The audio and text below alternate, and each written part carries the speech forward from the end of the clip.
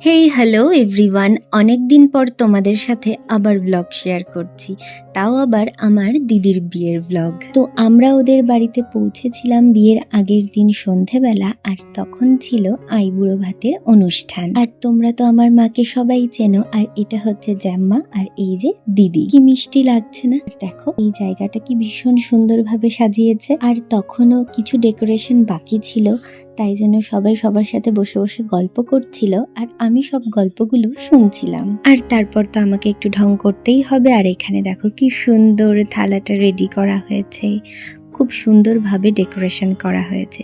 দেন দিদিও বসে পড়লো, অনেক ফটোশুট হচ্ছিল। ফার্স্টে জ্যাম্মা দিদিকে আশীর্বাদ করে নিল, আর সেই টাইমটায় একটু ইমোশনালও হয়ে গেছিল সবাই। তারপরে জ্যাম্মা খাইয়ে দিল, আর তারপর পরিবারের সবাই একে একে দিদিকে খাইয়ে দিচ্ছিল আর আশীর্বাদও করে দিচ্ছিল। এখানে মাও দিদিকে আশীর্বাদ করে খাইয়ে দিল, আর তারপর আমিও একটু দিদিকে খাইয়ে দিয়েছিলাম। তারপর ফটোশুটও হয়েছিল। তো এই তো এরকম ভাবেই আমাদের রাতের অনুষ্ঠানটা খুব ভালোভাবে কাটলো। তোমাদের যদি আমার ব্লগ ভালো লেগে থাকে তাহলে অবশ্যই সাবস্ক্রাইব করে দিও, কারণ এরপর থেকে কদিন বিয়ের ব্লগ আসছে। চলো টাটা।